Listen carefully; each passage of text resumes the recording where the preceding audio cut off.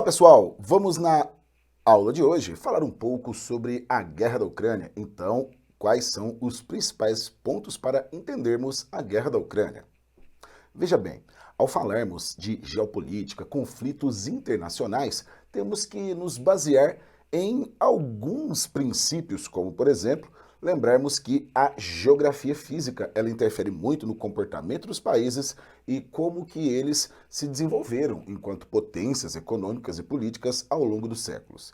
Por exemplo, observe que o território da Rússia, que é o maior território do mundo, ao longo dos anos, né, de sua formação, estou falando aqui dos secularmente, né, desde a Idade Média, nós temos alguns lugares estratégicos para entendermos a Rússia. Por exemplo, lembrarmos que a leste de Moscou nós temos os Montes Urais. Olha aqui os Montes Urais, que são uma cadeia de montanhas, né? Na verdade, são montanhas bastante desgastadas, altitudes modestas, perto de um padrão de montanhas, até 2.000 metros, então é praticamente uma região planáltica, tá? Planaltos bem altos. E os Montes Urais, eles são a fronteira da Rússia europeia com a Rússia asiática, tudo bem? Então lembrando, mais de 70% da população da Rússia mora no lado europeu. Evidentemente, por quê? Porque temos climas mais amenos e lembre-se, os solos europeus daquela região do leste, da Rússia, da Ucrânia, por exemplo, são extremamente férteis, ao ponto que ao longo do desenvolvimento da União Soviética no século XX, a região, né, que estamos falando em questão, Ucrânia e Romênia, eram os grandes celeiros agrícolas. Então, primeira coisa que eu quero que você observe, o tamanho do território da Rússia influenciou muito a forma como ele se posicionou ao longo da história de uma forma bastante ofensiva na defesa de fronteiras. Então, olha só, aqui o Montes Urais, né, que nos separam, eu quero que você observe aqui. Vamos olhar neste mapa aqui, tá? Eu quero que você observe dois lugares. Este é o Mar Negro, onde está a Península da Crimeia. E aqui nós temos o Mar Cáspio. O Mar Cáspio, olha só, nessa região aqui é onde nós temos mais petróleo. Nessa região aqui tem várias reservas que foram encontradas recentemente, tá? Então, o Azerbaijão é uma área histórica de conflitos com os povos, né, eslavos, com os russos. Por que será? Esta região aqui é uma região montanhosa, tá? O Cáucaso é uma região de montanhas e ao longo da história foi utilizada como barreira militar da civilização, né, ortodoxa russa, que tentava barrar os avanços da civilização, né, islâmica, beleza? Então veja bem, temos aqui esta utilização da geografia para uma defesa. Por exemplo, nós temos a Geórgia e temos o Azerbaijão aqui no Cáucaso, tá bem? Olha só, aqui é o Azerbaijão e nós temos a Geórgia. Só que entre esses dois, entre o Azerbaijão e a Geórgia, que são islâmicos, temos a Armênia. Ela foi criada artificialmente como um povoamento feito, né, estimulado pela Rússia lá na Idade Média para ser um enclave cristão para impedir os avanços dos islâmicos, beleza? Então, lembre-se aí que ao longo dos anos, com uma fronteira tão extensa, com tantos limites territoriais, né, sem dúvida nenhuma, os conflitos fizeram parte da tradição. Olha só, a Rússia faz fronteira com a Coreia, com a China, tá? Olha só, com a Mongólia chinesa, na verdade, país Mongólia, né, gente? Olha aqui, ó, Cazaquistão, que é a Ásia Setentrional, até chegar nesta nossa região montanhosa. No Mar Negro, entre o Mar Negro e o Mar Cáspio, como é que chama essa região? É o Cáucaso, tudo bem? Lembre-se que é uma referência geográfica muito importante. Quais são os países que nós mencionamos aqui em questão? É o Azerbaijão e a Geórgia. Daqui a pouco você vai ver no mapa esses países e lembre-se do papel da Armênia, que foi colocado ali um povoamento russo. Então, preste atenção. Ao longo da história do grande, né, Império Russo, depois União Soviética, as fronteiras, elas foram muitas vezes protegidas com grandes deslocamentos populacionais. Por exemplo, como foi esse caso que eu acabei de mencionar da Armênia. Nós podemos pensar em alguns momentos que quando, na época do Stalin principalmente, que quando ocorria, por exemplo, uma rebelião em alguma região, e essa rebelião tem algum caráter étnico, ele fazia enormes deslocamentos populacionais. Ou ele pegava algum grupo populacional e deslocava para outro, enfraquecendo, né, a sua influência na região, ou simplesmente povoando com outros grupos. Foi isso que aconteceu, por exemplo, na Ucrânia, que originalmente eles se identificam com o grupo étnico dos tártaros, tá? Então nós temos de um lado, né, um grupo tártaro, do outro lado um grupo eslavo, já veremos aqui no mapa. Eu quero que você guarde, primeiro, esta influência da geografia. Sem dúvida nenhuma, influenciou muito a militarização e a postura militar da Rússia. Pensa, por exemplo, que é muito diferente como será o desenvolvimento geopolítico de um país como os Estados Unidos, que só tem duas grandes fronteiras, né, com o México e com o Canadá. Canadá e Estados Unidos, civilização anglo-saxônica, né, países com bastante proximidade cultural, política, econômica, e o México, América Latina, localizado geograficamente na América do Norte, e que ao longo da história, né, foi sempre uma economia bastante subordinada à dos Estados Unidos. Então você tem duas grandes fronteiras terrestres e duas enormes fronteiras marítimas, uma para o Oceano Atlântico e outra para o Oceano Pacífico. Em geopolítica, nós falamos, portanto, que a Rússia é um país urso, tá? É uma grande potência territorial continental, enquanto falamos que os Estados Unidos são países baleias, ou seja, grandes potências marítimas. E sem dúvida, o grande poderio militar norte-americano está sobretudo no seu poder naval, beleza? Então, guardou esta, por exemplo, né, importância, associação entre fronteiras e a geopolítica. E olha só esses deslocamentos populacionais. Agora, vamos lá, vamos observar aqui este outro mapa. Nós podemos observar quais são os países membros da OTAN. Como que começou toda essa discussão?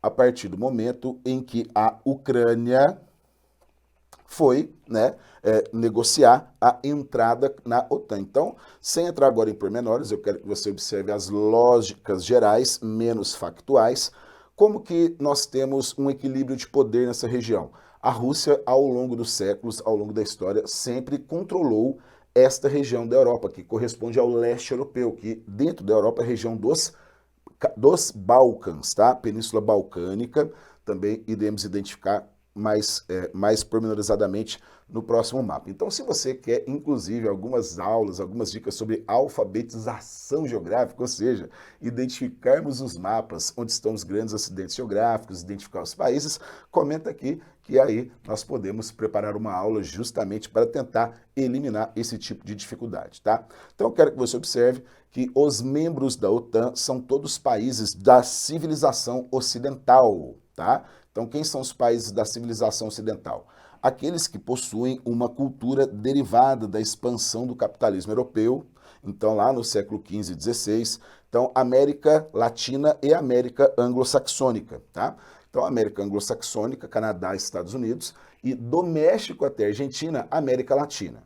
É que na América Latina, apesar de uma cultura ocidental, é muito presente a miscigenação cultural dos povos originários, né, mais os africanos, que criaram, tá, o perfil populacional e cultural da América Latina, beleza? Então, olha só, eu quero que você observe que nós temos aqui em azul os países de civilização ocidental. Agora você já sabe, são aqueles decorrentes da cultura, do povoamento da cultura europeia, de cultura judaico-cristã, católico ou protestante, tá? Católico, apostólico romano ou protestante. Agora, em vermelho, você pode observar, nós temos a civilização ortodoxa, de quem a Rússia faz parte. Desde o final da Guerra Fria, nós temos uma expansão da organização do Tratado Atlântico Norte, que tem 30 membros, que possui sede em Bruxelas, que nós podemos nos lembrar, olha só, aqui temos a Turquia, que faz parte da OTAN, tá bem? Então, a organização do Tratado Atlântico Norte, ela não é um exército que sirva um país, serve uma causa, serve uma ideologia, que é a defesa dos princípios da civilização ocidental, por exemplo, a democracia. A OTAN, é um órgão, uma organização supranacional, assim como é a ONU. Então, veja bem, isso daí é discutido na teoria geopolítica há muito tempo e faz parte dos princípios kantianos para a paz perpétua. Como assim? O Kant, ele falava que era importante que os países fizessem alianças econômicas e que fizessem alianças militares não nacionalistas. Como assim? Por exemplo, se um país como a França se militariza, a tendência é que a Alemanha se militarize e você tenha uma tensão muito grande de guerra entre esses países. Então, a ideia seria fazer o quê? Fazer com que a Alemanha e a França fizessem mais trocas comerciais, se desenvolvessem, né, enquanto países potências industriais e com uma política pacífica, de modo que a prosperidade econômica e a implantação de governos democráticos iriam inibir a possibilidade de eclosão de outra guerra, beleza? Então, olha só, quando acabou a Segunda Guerra Mundial, foi reconstruída a ordem internacional, aí já com a ONU, né? Olha só, uma organização supranacional que vai discutir a geopolítica e diversos assuntos internacionais em conjunto, tá? É um clube do charuto, onde as grandes potências vão sentar e discutir, colocar ali suas posições. Lembrando que a ONU, ela é um órgão que ele tem poder de recomendação, tá? Ninguém é obrigado, nenhum país é obrigado a seguir as recomendações da ONU, porque existe a tal da soberania, né? Então, o país pode avaliar se concorda ou não, se quer ou não. Porém, para respaldar as suas opiniões, é tudo feito com base em muitos estudos e participação de muitos cientistas para publicar relatórios completíssimos dos mais diversos temas, tá? Então, a OTAN é um exército que defende a civilização ocidental, criada em 1949 no auge da Guerra Fria. É a origem da OTAN. Na sequência, tá, nós temos o Pacto de Varsóvia. A OTAN surgiu originalmente para combater o avanço do socialismo. Do outro lado, Nikita Khrushchev era o presidente da União Soviética na época. Ele criou o Pacto de Varsóvia, tá? E, inclusive, lembrando, a postura da União Soviética durante a Guerra Fria foi muito mais pacífica do que a dos Estados Unidos, por exemplo.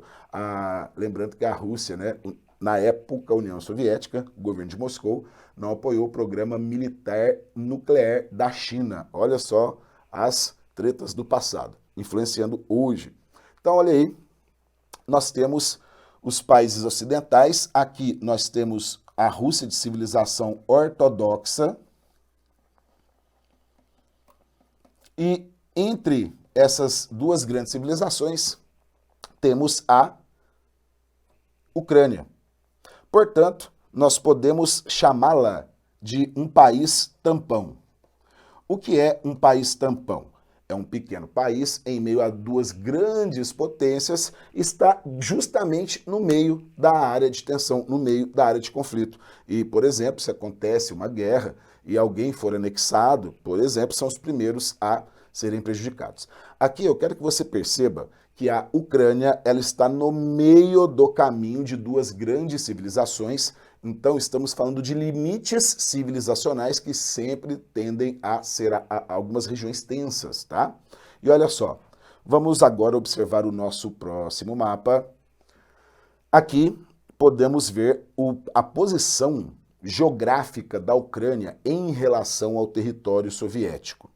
Então é importante termos em mente que, como isso daqui sempre foi um território muito ligado à Rússia, tá? Kiev foi, né, como dita aí, por exemplo, por Vladimir Putin, a primeira capital, né, do povo russo, enfim, rememorando aí tempos históricos, né, sobre quando os dois países tinham um passado, né, comum. Agora, qual que é a treta, vixe? A origem, né, etnocultural dos ucranianos é uma parte formada por eslavos, então cultura ortodoxa. O que é a cultura ortodoxa? Lá na Idade Média teve uma ruptura da Igreja Católica e aí surgiu a Igreja Ortodoxa, tá? Então, alguns podem chamar a Igreja Ortodoxa grega, né, porque a sede fica na Grécia, é o padrão religioso e cultural do mundo oriental. Então, nós temos elementos da cultura oriental com elementos católicos ortodoxos, beleza? Então, a maior parte da população, originalmente, tá, eram formados por tártaros. Formados por tártaros. E ao longo das décadas foram feitas políticas de povoamento desse território de russos, tá? Como assim? Isso vai explicar por que o leste ucraniano, onde estão as cidades, né, industrializadas importantes de Luhansk e Donetsk, tá, são de maioria russa e ficaram do lado da Rússia. Isso explica, por exemplo, por que a Ucrânia, né, é também um local que é de maioria russa e foi anexado pela Rússia em 2014, tá? E tem esse elemento cultural que decorre das políticas de deslocamento populacional. Lembra que eu mencionei? Política do liquidificador? Então, lá na época do Império Russo, teve a criação da Armênia, né, um entreposto para barrar a civilização islâmica, um entreposto cristão. Na época do Stalin, foram feitos diversos deslocamentos populacionais, eu gostaria de destacar especialmente na Ucrânia, e isso que provocou esse perfil populacional desigual. Em 2014, quando começou, né, o início do que vai gerar a crise atual, com a deposição do presidente, tá, que tinha entrado na União Europeia, a Ucrânia tinha feito diversos acordos para entrar na União Europeia. Quando entrou, tá, ele pediu para sair e fechou um acordo com o Vladimir Putin. Isso deixou a população da Ucrânia, principalmente os tártaros, o pessoal do oeste, indignados. Começou uma guerra civil, depuseram o presidente e, nesse contexto, a Rússia tinha deslocado tropas para a região de Luhansk e Donetsk e também para a região da Crimeia, que inclusive tem uma base militar russa, que é a base militar de Sebastopol.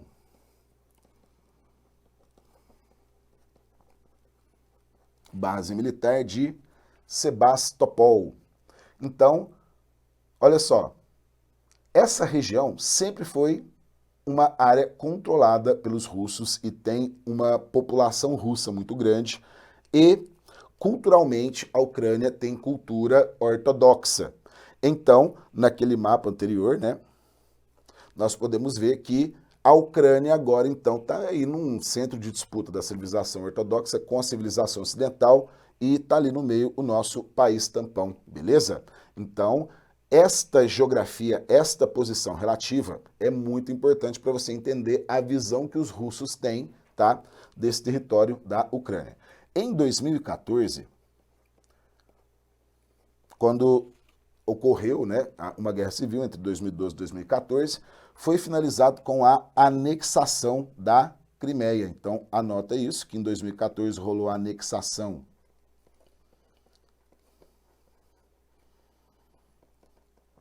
da Crimeia e isso teve consequências para a Rússia, como, por exemplo, a suspensão da sua participação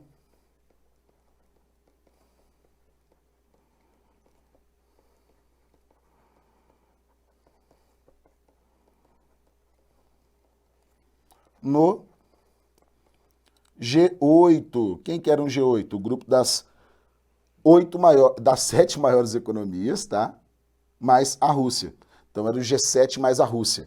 Então quem são os países aqui do G8 que suspenderam a Rússia? É simples. São os Estados Unidos, a Inglaterra, França, Alemanha. Esses estão sempre, né, no centro dos conflitos. Então, olha, Estados Unidos, Inglaterra, França, Alemanha. Fácil de lembrar, né? Agora, o Japão, representando a cultura, né, nipônica, e o Canadá. Então, Estados Unidos, Inglaterra, França, Alemanha, Japão e Canadá, tá? E olha só, vamos... Aí Itália, né, gente? Então, olha só, vamos lembrar aí que os países do G8 suspenderam, portanto, a Rússia, tá bem? Então, ficou só os países do G7, tudo bem? E outra coisa, essa anexação da Crimeia é um episódio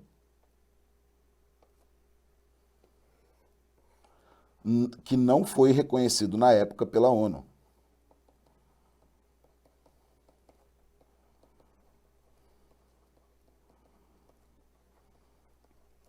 Não foi reconhecido pela ONU. Então, expulsão do G8, virou só G7, né? E não foi reconhecido pela ONU. Fácil, né? Então, olha só o pomo do conflito. A Ucrânia está no meio de uma região, você já viu, choque civilizacional, só que até 1991 era parte da União Soviética, era um país satélite da União Soviética, tá? Então, aqui eu quero que você observe os idiomas. Então, perceba que eu falei aqui, olha, no leste, nós temos maiorias russas, né? Nas regiões de Luhansk e Donetsk, que tiveram, inclusive, um plebiscito em 2014 que não foi, né, considerado como legítimo pelos observatórios internacionais, tá?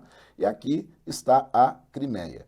Primeira coisa, aqui você observa os impactos da política do liquidificador e dos grandes deslocamentos populacionais, tá? Então, a Ucrânia sempre sofreu muitas intervenções de Moscou, digamos assim, e quando aconteceu a Revolução Comunista, foi em 1917. Foi liderada pelo Lenin. Até 1924 ele ficou no poder, tá? Depois teve uma briga, uma disputa entre o Stalin e o Trotsky, tá? O Stalin, ele conseguiu, né, passar a perna, articular a tomada do poder, né? E o Trotsky teve que sair vazado da Rússia e se refugiou no México.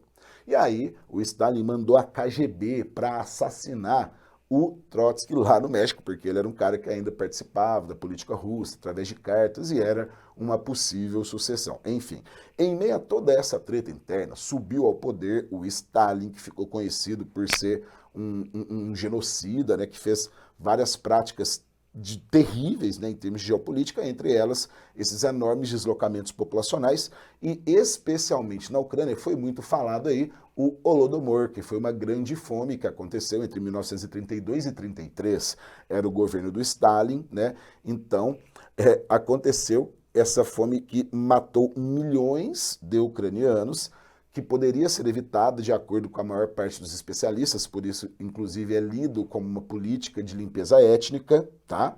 Então, veja que lá em 1930, eles utilizavam o território do leste europeu, Ucrânia e Romênia, tá? Como celeiros agrícolas, tá? Então, ao mesmo tempo que estava rolando essa extrema fome que matou milhões de ucranianos, a Rússia estava batendo recordes de exportação de trigo. Então eles estavam utilizando a própria produção para fazer exportações e dessa forma, né, maquiar o que estava acontecendo dentro da União Soviética, beleza? Então, aqui veja a diversidade etnolinguística, eu quero que você associe com os conflitos e com a política do liquidificador. Aqui está o mapa do choque de civilizações, né, que é o que eu estou insistindo, são conflitos típicos da nova ordem, ligados a choques das civilizações, e nós temos um professor de Harvard, né, que já não está entre nós, né, ele foi um grande analista geopolítico, que foi Samuel Huntington. Quando acabou a União Soviética, em 1991, foi uma festa, e aí surgiu um discurso sobre o capitalismo venceu o socialismo e agora vai proliferar o liberalismo pelo mundo, vai se tornar hegemônico e vitória do capitalismo dos Estados Unidos.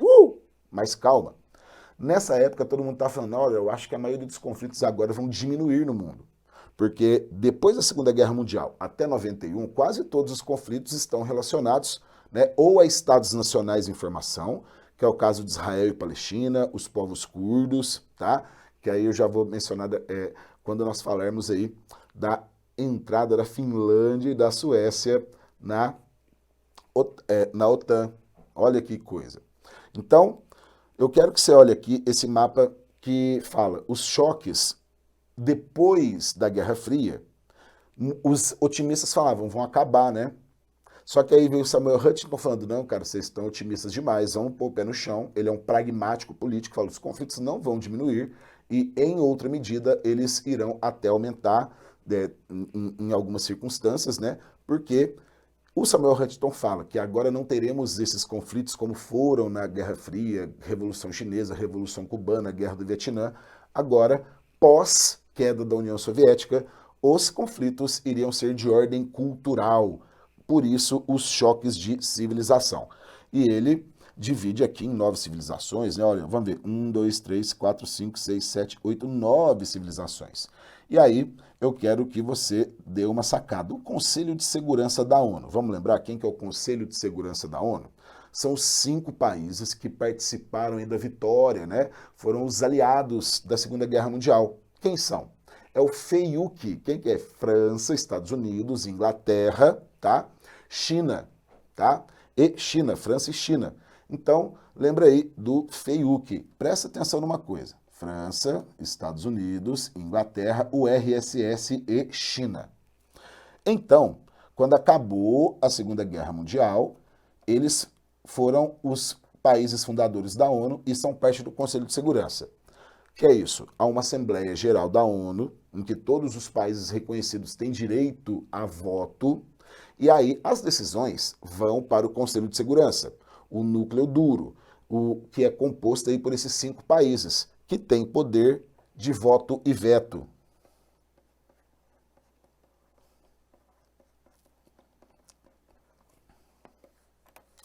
Que tem poder de voto e veto. Como assim? Só o Conselho de Segurança da ONU pode aprovar uma deliberação, então se a Assembleia Geral aprova alguma política, alguma medida, pode ser barrado por qualquer um desses países. Qualquer um tem poder de veto, tá? E lembrar que uma guerra só é declarada quando o Conselho de Segurança entra em consenso. Então, perceba que a ONU ela é formada por quais civilizações que predominam? Nós temos a China, que olha aqui, é civilização cínica, como podemos observar aqui.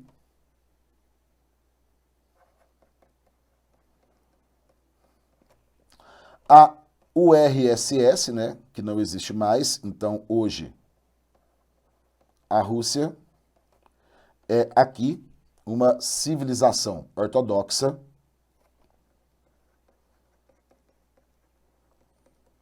ou seja, né, todo o território da Rússia, mais o leste europeu, inclusive a Ucrânia. Por isso que está aí no pomo da discórdia. Na medida que a OTAN ela procurou de todas as formas, né, atrair a Ucrânia para entrar no bloco, foi um tiro, né, na culatra, foi uma ação muito delicada, porque ao procurar a aproximação da Ucrânia, ia mexer com quem? Com o urso russo. E aí Vladimir Putin se aproveitou, né, desse momento de fragilidade geopolítica, tá, para poder argumentar que a Ucrânia estaria passando por um processo, né, de nazificação, que as potências ocidentais não deveriam se aproximar. E aí, desde o começo do conflito, ele pôs alguns termos de guerra que colocam ele na posição hegemônica. Por exemplo, né, quer controlar as áreas lá do leste que se separaram, quer controlar a Crimeia, enfim, tá? Então, a guerra da Ucrânia, ela já ultrapassou, né, alguns meses e tem alguns padrões que é o seguinte, em torno de 10% dos conflitos acabam muito rápido, tá? 20% dos conflitos não ultrapassam um ano, tá? O restante, né, que na verdade vai aumentando o tempo, mas é uma minoria de conflitos que duram, sabe, assim, vixe, décadas. Então, nós não sabemos quanto tempo que vai ainda durar a guerra, tá? Porque depois, né, de poucos meses de conflito, a tendência é que se estabilize por longo tempo. Que é um exemplo próximo, a Guerra Civil da Síria. Quando falamos de lá, quase temos a sensação que acabou, porque não sai mais na mídia, não temos mais notícias, porém ela continua menos violenta do que esteve, né? Porém, né, rolando ainda. Pessoal, então aqui você observe, né, as nossas civilizações e 3 países são da civilização ocidental, Europa Ocidental, né, Canadá, Estados Unidos, América Anglo-Saxônica, Austrália e Nova Zelândia, que são os únicos países desenvolvidos no hemisfério sul, beleza? Então, aqui nós temos as grandes civilizações, perceba a civilização latina, aqui nas Guianas, perceba também, olha, civilização africana e hindu. Olha só, igual nós temos aqui na Índia. A Índia é um país que tem maioria hindu, porém uma grande parcela de islâmicos, né? Aqui é o Paquistão, já foi parte da Índia, né? Isso tudo aqui, ó, Paquistão, Bangladesh, era tudo Índia. Aí separou, os islâmicos foram para o Paquistão e para Bangladesh, e na Índia ficaram os hindus. O que tá fazendo aqui, então, a civilização hindu? Nas Guianas, no século XIX, a Inglaterra, que era metrópole de boa parte dos países aqui da região, tá? Começou a trazer imigrantes da ilha de Java, da Índia, tá? Da China e povoaram as Guianas. Por isso que lá é um padrão de população e configuração étnica bastante diferente dos outros países da América Latina, beleza? Então, olha só, civilização ocidental manda na ONU literalmente, e isso é considerado aí por muitos um desequilíbrio e provoca desequilíbrios geopolíticos. Então tem proposta de ampliar o Conselho de Segurança da ONU, tá? Então, nessa proposta de ampliação do Conselho de Segurança, alguns, né, sugerem que sejam incluídos ao menos um país latino, tá, e um país africano. Então, olha só, civilização hindu, né, você já viu, ó, ocidental, latino-americana, a civilização africana na África subsaariana. Mas perceba que metade do continente é islâmico. Então, o Islã vai desde a região aqui do Oriente Médio, todo o norte da África e também essa região, tá? Até aqui, que é a Somália, né, o chifre da África, onde inclusive rola muita pirataria. Numa das grandes intervenções já feitas pela OTAN, uma aqui, tá, no Golfo de Aden, que é a entrada para o Mar Vermelho, beleza? Então, olha só, a civilização chinesa, já mencionamos, né? A hindu, civilização ortodoxa na Rússia e, olha só, civilização budista. Civilização budista, sim, eu quero que você fique atento, que aqui é a península da Indochina. Vietnã, Laos, Camboja, Tailândia e aqui é a antiga Birmânia, um país chamado Mianmar. No Mianmar, nós temos hoje, né, acontecendo uma grande fuga de refugiados. É um país que a maioria é budista, a minoria é islâmica. E aí, políticas de ódio, polarização provocadas aí pelo Instagram geraram uma série de conflitos. E hoje, o maior fluxo de refugiados que temos no globo são dos Rohingya, refugiados islâmicos que saem, né, do Mianmar e vão procurar refúgio onde? Procuram refúgio no Bangladesh, né, porque são islâmicos também, mas tentam vir para o norte da Índia, que tem uma maior concentração de islâmicos. E aí, né, tem toda uma grande perseguição, né, os direitos humanos têm sido desrespeitados pela Índia, enfim, tá bom? E aí, para finalizar, a civilização japonesa, que é considerada uma civilização à parte. Pessoal, então, aqui nós temos os princípios da geopolítica, tá? Hoje, né, falando aí de choque de civilizações. Olha só essa charge fabulosa, né? O que ela nos sugere?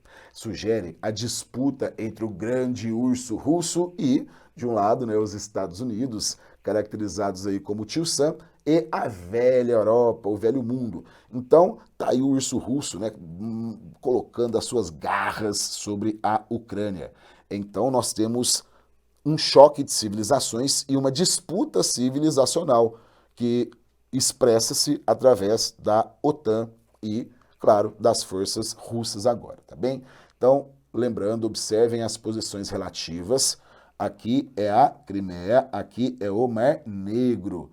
Então, aqui nós temos a nossa Ucrânia. E o que a Ucrânia tem em comum? Por exemplo, tá? Com Moldova, vizinho aqui, com a Romênia, o solo.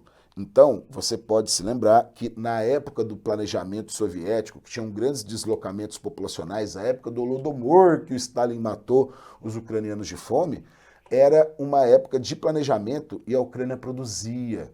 Olha que você vê que loucura, cara.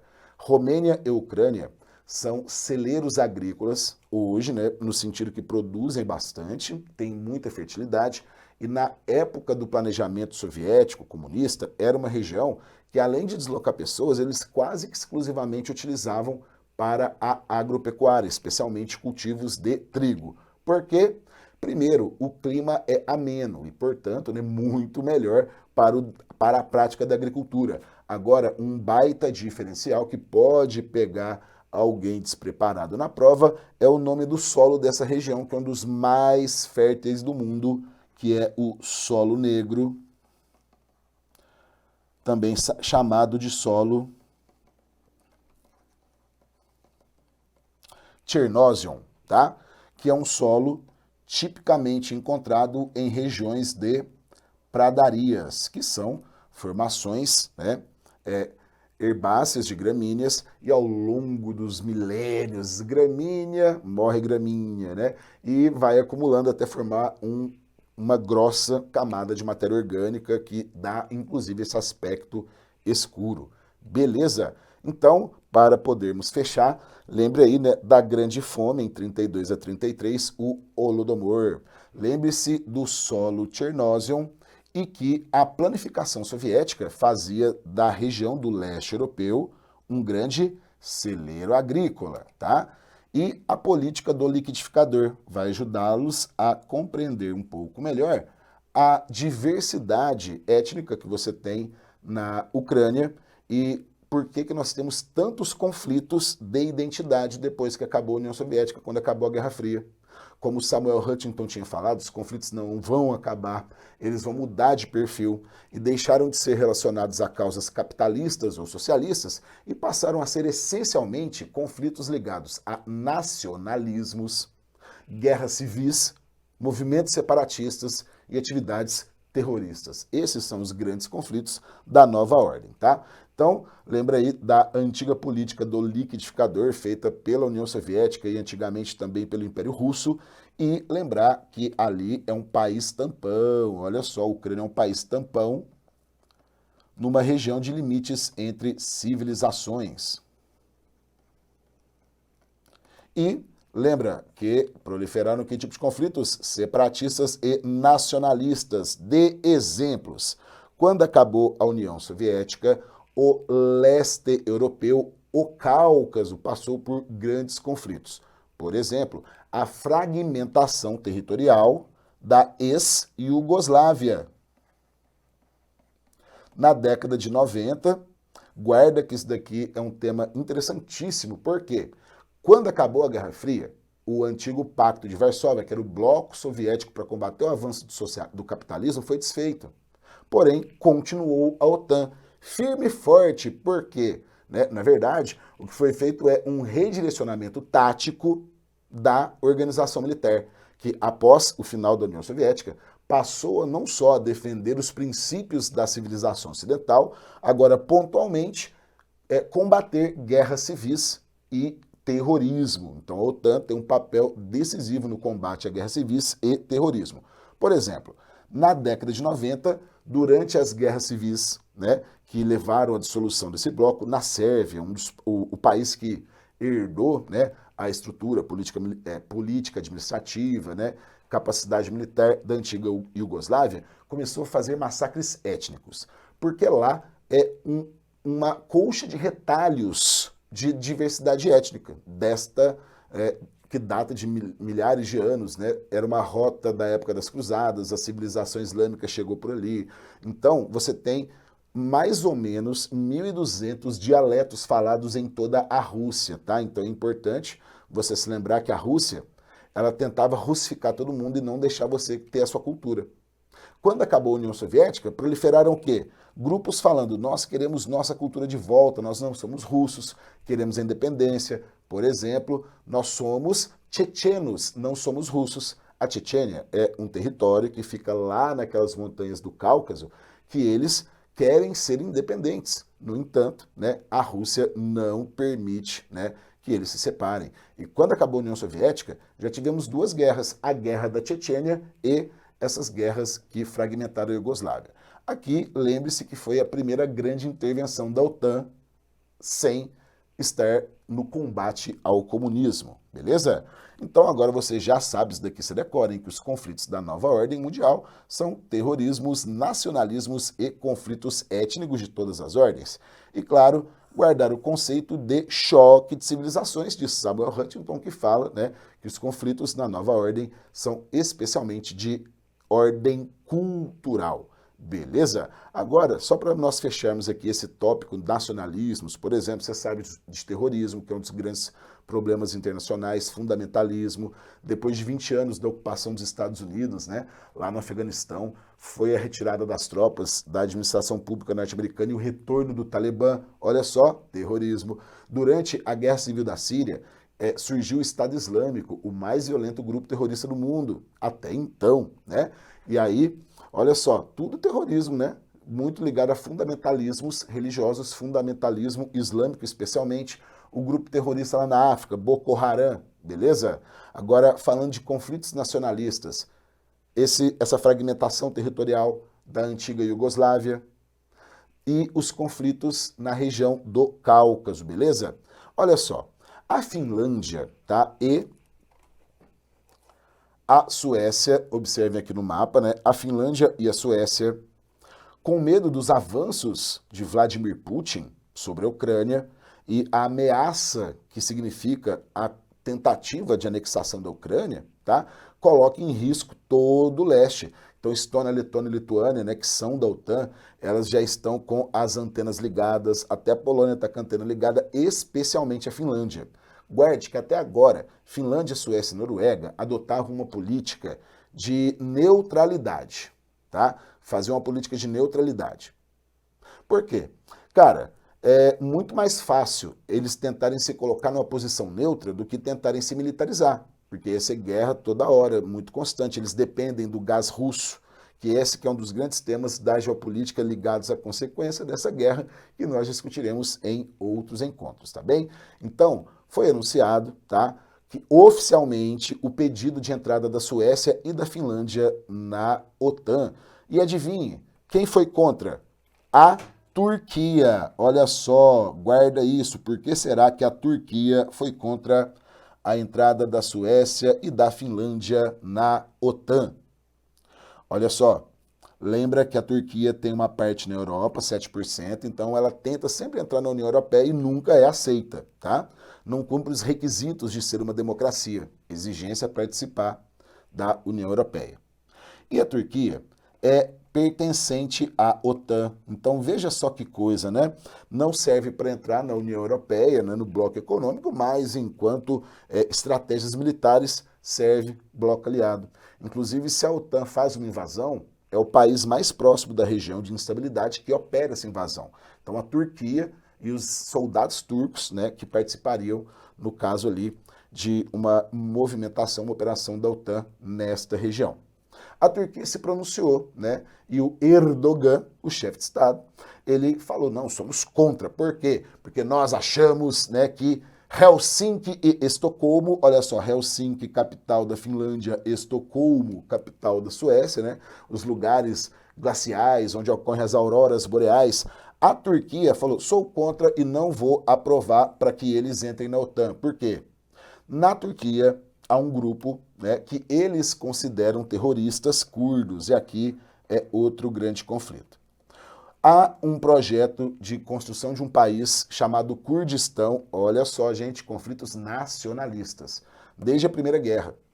E os curdos são a maior nação sem um Estado para chamar de seu. E aí, nós temos movimentos nacionalistas curdos que exigem a construção desse Estado curdo prometido lá na época da Primeira Guerra Mundial, e há uma radicalização, né, fundamentalismo político, e na Turquia, o partido dos curdos, né, o partido que defende a causa dos curdos, né, não um partido oficial, um grupo que localmente é considerado terrorista, tá? Eles encontram abrigo guarita, tá? Guarida na Finlândia, por exemplo. Então, utilizando esse argumento, que o Erdogan da Turquia falou, não, sou contra a entrada da Suécia e da Finlândia. Que decidiram abandonar sua política de neutralidade dados os avanços da Rússia. Então é isso aí, pessoal. Fechamos aqui, tá? Este nosso bloco de hoje. Então, faz o seguinte, cara, qualquer dúvida, coloque aqui nos comentários, né? E dá aquela força pro professor, curta, compartilha e venha cá dar a sua opinião, dar a sua sugestão e, inclusive, quais temas você gostaria de ver discutidos e pormenorizados aqui no nosso canal. Então é isso aí, pessoal. Um grande abraço, bons estudos e foco no sucesso!